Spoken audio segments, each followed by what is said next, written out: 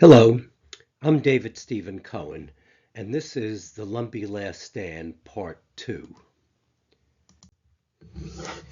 During Reconstruction, the 1868 North Carolina state legislature, under Republican control, gave non-whites the right to vote. But in 1875, the Democrats regained control of the state legislature, and these so-called redeemers convened another constitutional convention to amend the 1868 Constitution. In the same year, North Carolina established its public schools based on a two-race, that is, black and white, system of segregation. In 1885, a conservative Democratic state legislator named Hamilton McMillan, who represented Robeson County, sponsored a bill to recognize the Robeson County Indians as the Croatoan Indian tribe. The name was based on a folk legend that the Lumbees were descendants of the Lost Colony of Roanoke. This legend originated in part on the 1590 journal of John White, the governor of the Lost Colony. When a rescue party led by White himself came to the location of the settlement, they saw the initials CRO carved on a tree. White did not think that they had left in the presence of danger because the letters did not have a cross above them. His rescue party continued to the site of the houses, but found that they had been taken down and the site surrounded by a fortress palisades made of logs. He then noted that, quote, one of the chief trees or posts at the right side of the entrance had the bark taken off, and 5 foot from the ground in fair capital letters was graven Croatoan, without any sign of without any cross or sign of distress, unquote. White concluded, quote, I greatly joyed that I had safely found a certain token of their safe being at Croatoan, which is the place where Montejo, their Indian guide, was born, and the savages of the land are friends, unquote.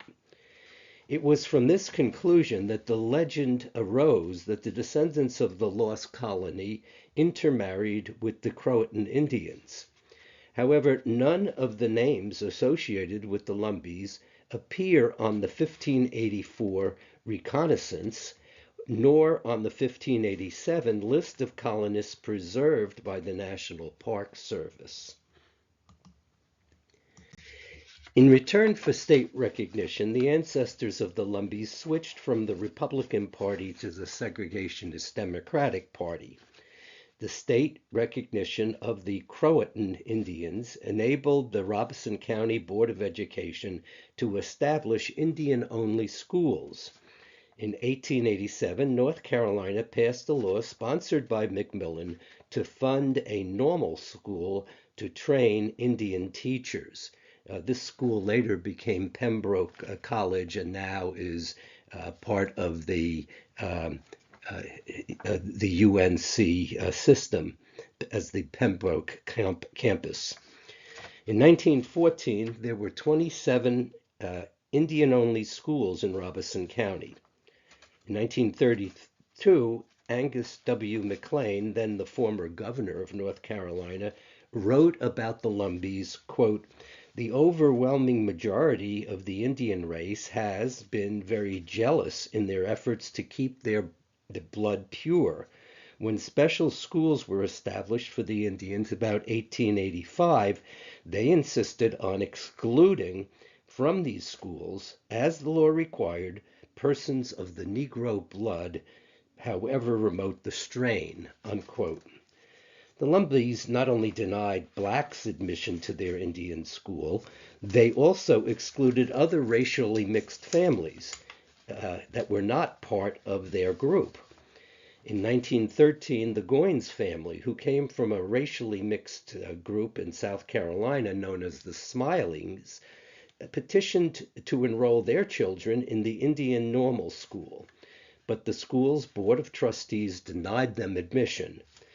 North Carolina's Supreme Court overruled the local school board and ordered that the Goins children be admitted to the school. In response, the Robeson County School Board established a separate school for the family known as the Smiling Independent Indian School. In June 1913, N. McInnes, the mayor of Pembroke, wrote a letter to A.J. Maxwell, the clerk of the North Carolina Corporation Commission, in regard to the town council's request to have 3 waiting rooms in the ACL Railroad station. The reason, said McInnes, was because, and I quote, "We have 3 races in this part of Robeson County to consider in the matter, viz., the white, the Negro, and the Cherokee Indian.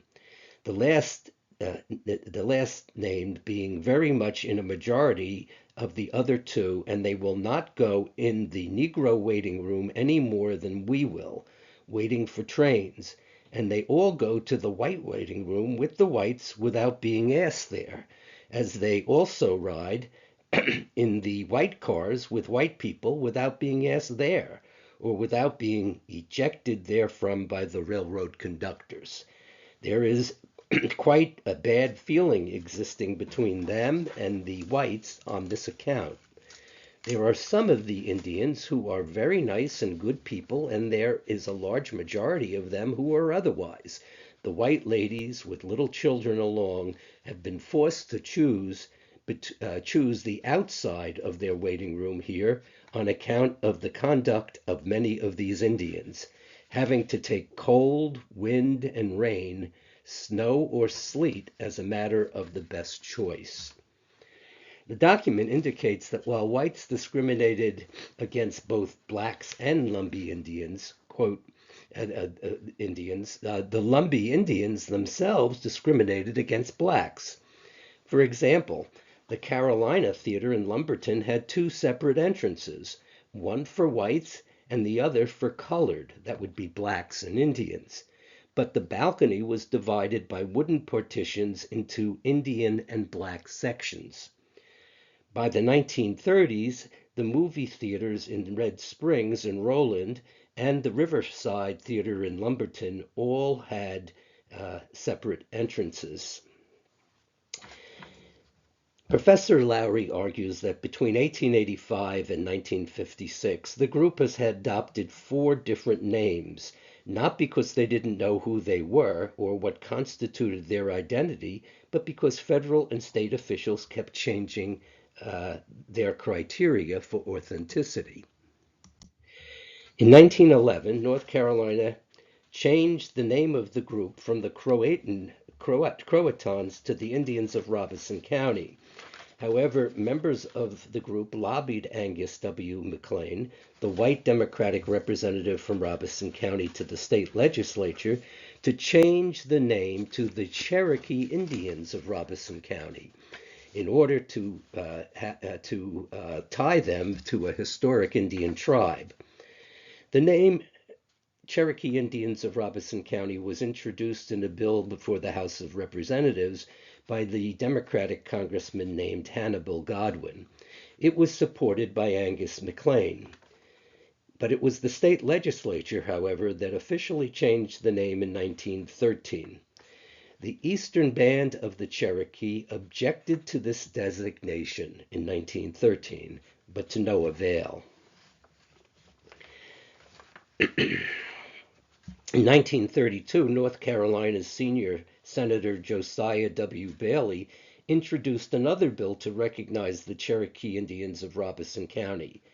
The Senate Committee on Indian Affairs requested a report from C.J. Rhodes, the Commissioner of Indian Affairs.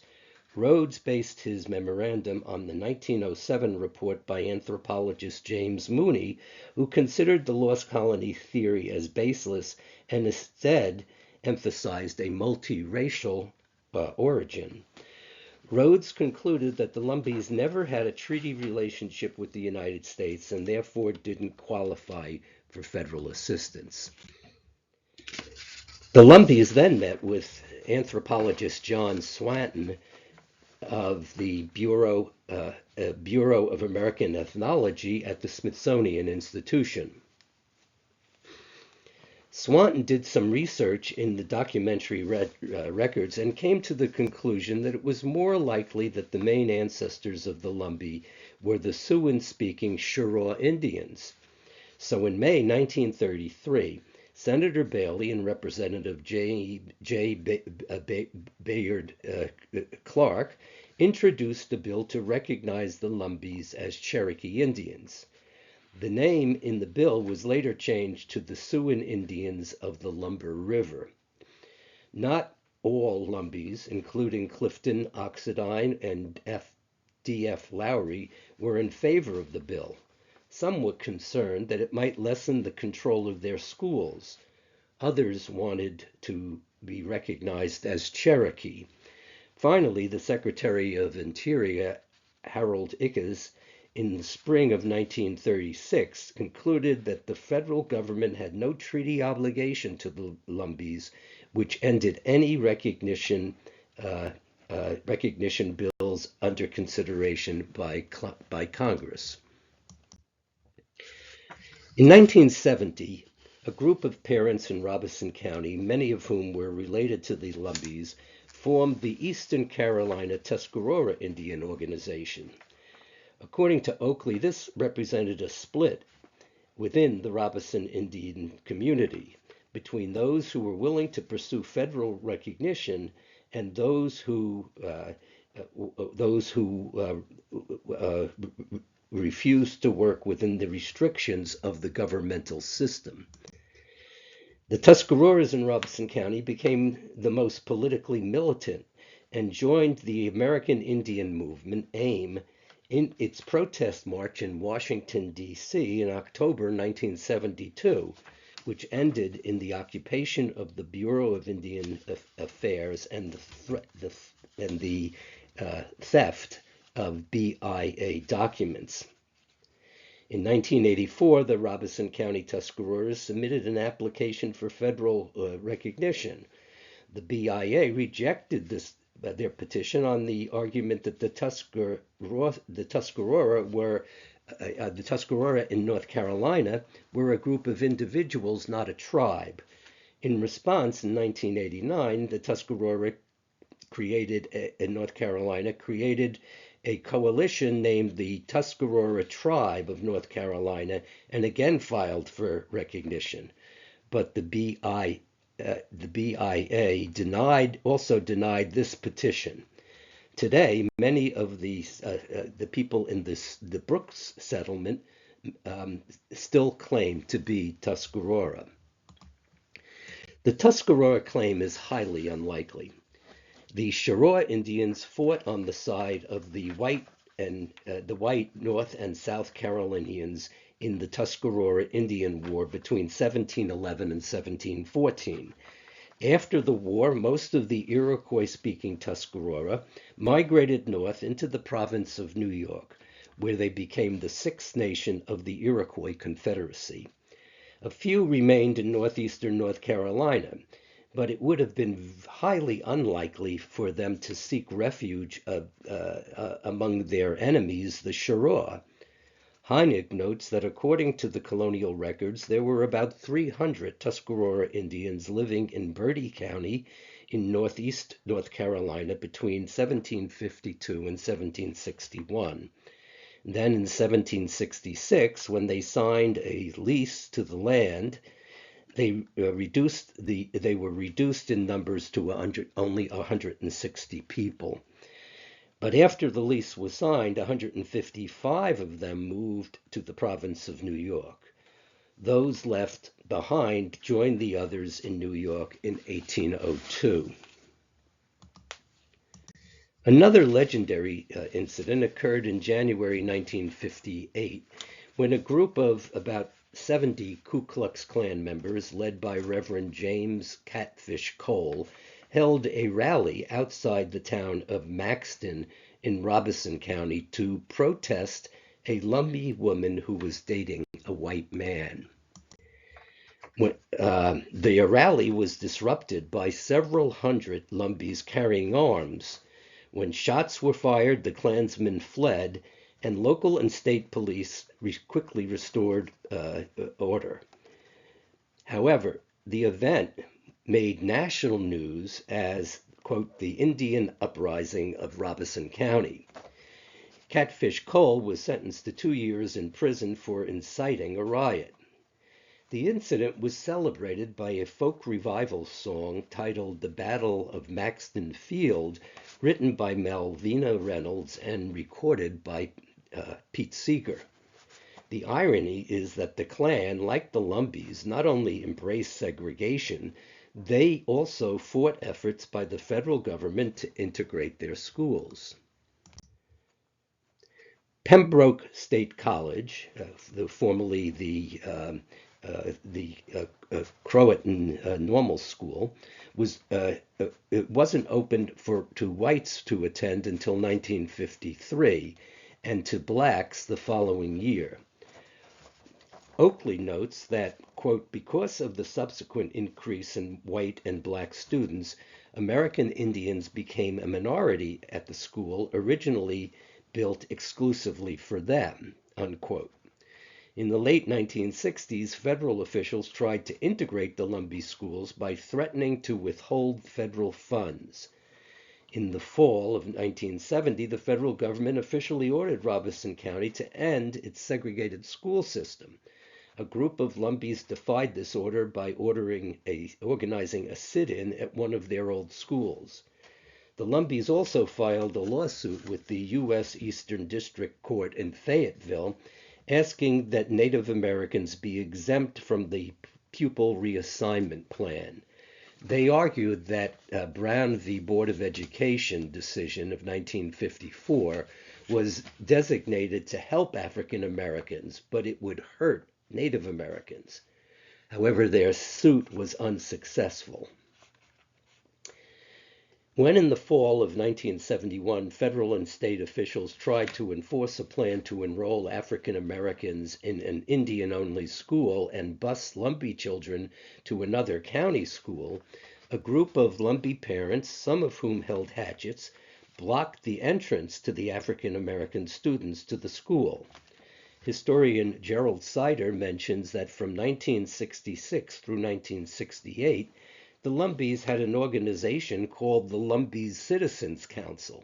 He says that choice of this name, quote, echoed one of the most powerful and appealing names in social movements in their history, the Siouan Council of the 1930s, and was taken up while Indians were still reveling in the flush of their victory over the Klan. But the name also echoed the oppressive and racist white citizens' councils, and Indians knew that blacks found it offensive. Another Lumbee recognition bill was introduced in Congress in April 2021. President Joe Biden had made a campaign promise to sign it into law if it passed Congress. The bill passed the House of Representatives and was referred to the Senate Committee on Indian Affairs. This time, the Eastern Band of the Cherokee Indians, but also the Mississippi Band of the Choctaw, the Shawnee Tribe, the Fort Still Apache Tribe, the Delaware Nation, the Chickasaw Nation, the Delaware Tribe of Indians, the Fort Belknap Indian Community, and the United Indian Nations of Oklahoma, Kansas, and Texas signed a letter to the Senate committee arguing that the ancestries of the Lumbees had been contested, and therefore the matter should be referred to the Office of Federal Acknowledgement, the OFA, within the Bureau of Indian Affairs, to be vetted by a team of historians, anthropologists, and historians. The legislative session ran out with no action on the bill. Again, in the 2023-2024 Congress, the two North Carolina Republican senators, Tom Tillis and Ted Budd, And the Republican congressman from Robeson County, David Rouser, reintroduced companion bills titled the Lumbee Fairness Act to grant full recognition to the Lumbees. This time, the bill supporters decided to bypass both the House and the Senate committees of Indian Affairs to be voted on in the last days of that Congress. Senator Tom Tillis threatened on November 21st to block funding for the Wounded Knee massacre site in South Dakota unless Congress passed that act. But the bill again failed to be voted upon in the Senate. The reason was that this time, in addition to the Intertribal Council of the 5 civilized tribes, that is the Shawnee, Cherokee, Choctaw, Muskogee, and Seminole, the 33 tribes of the United Indian Nations of Oklahoma, and now the leaders of a coalition of large tribes, including the Blackfeet Nation, the Cheyenne River Sioux, the Eastern Shoshone, the Northern Arapaho, the Oglala Sioux, the Rosebud Sioux, the Navajo, the San Carlos Apache, the Spokane, the Ute, and others, opposed the tactics of bypassing both the Senate and the House committees on Indian Affairs and using political influence to obtain recognition by an act of Congress. These federally recognized tribes maintain that because the Lumbees have only oral tradition to prove they descended from either the Croatans, the Cherokee, the Cheraw, or the Tuscarora, or all of the above, the matter should be referred to the Office of Federal Acknowledgement within the Bureau of Indian Affairs. After he won the presidential election in 2024, President Donald Trump fulfilled his campaign promise by signing on January 23rd, 2025, a memorandum to his yet-to-be-confirmed Secretary of Interior, former Governor of North Dakota, Doug Berman, within 90 days to, quote, review applicable authorities regarding the recognition or acknowledgement of Indian tribes in consultation with the Lumbee tribe of North Carolina, and to submit to the president, quote, a plan to assist the Lumbee tribe to obtain full federal recognition through legislative or other available mechanisms, including through an act of Congress, judicial action, or the procedures for the federal acknowledgement of Indian tribes set forth in 2020 CCR Part 83. But as you can see from that part of the Part 83, it is unlikely these regulations would allow the Bureau of Indian Affairs to approve this recognition. And so, in 2025, another Lumbee Fairness Act has again been introduced to Congress. Malinda Lowery begins her latest book in 2018 called The Lumbee Indians, An American Struggle, also published by the University of North Carolina Press, with what she calls a genealogy presented in the form of an epic poem spoken by an African Cheraw. In the beginning there was the water and the pine. From the sky a woman fell. Or the Creator made 4 daughters. In any case, the people came into being, and the people have remained. She then lists the names of her forefathers, accompanied by descriptive epithets in the tradition of the Greek epics. James Lowery, a man sent from Virginia. Another man sent from Virginia named John Oxidine, the orphan. A man sent from the South named John Brooks. A man from the Granville district named Robert Locklear, and a man set from a place we do not recall named Cannon Gumbo. She concludes the genealogy down to the present day with herself and her daughter, Louise, the mother of Malinda, who married Willie, the songwriter, and then Grayson, the storyteller, Malinda, the mother of Lydia the Loved. Malinda Lowery has maintained all along that even though the federal government doesn't recognize the Lumbees, this did not prevent them from becoming a nation. Quote, nationhood and its attendant claims of sovereignty, she writes, do not depend solely on outsiders' recognition of identity. Insiders' perpetual maintenance of an identity is also a critical component. She says that the ethnic and racial identities are situational, and the issue is one of self-determination. Furthermore, she says that implicit in the concept of race is the element of racism. The ways in which the Indians in Robeson County have manipulated race and the ways that race has been used against them demonstrates the concept is a social fiction that has exclusion and inequality at its core. While it is true that ethnicity and race are social constructs, this does not mean that they are social fictions. If anything is proven in the history of the Lumbees, it is that race and racism has been important factors in explaining why they decided to become an Indian tribe and why they resisted efforts to desegregate their schools. Since race has become such a flashpoint in these discussions, it might be useful to think of a descent in terms of ethnicity rather than race. In the final analysis, it comes down to a question of who has the rights and which groups to recognize, who has the right to recognize Indian tribes. Advocates for the Lumbees say the Lumbees alone should have that right. Others argue that Congress should decide these matters through political process. Still others argue that these cases should be vetted by experts at the Bureau of Indian Affairs, not by politicians or advocate scholars. It is true that individuals and groups have been known to change their ethnic and racial identities. Indeed, the Lumbees have succeeded in reinventing themselves as an Indian tribe. However, if a group of people wishes to qualify for the benefits that accrue from the semi-sovereign nature of being recognized as an Indian tribe, descent not only matters, it must be established by documented historical evidence, not just by oral tradition. I close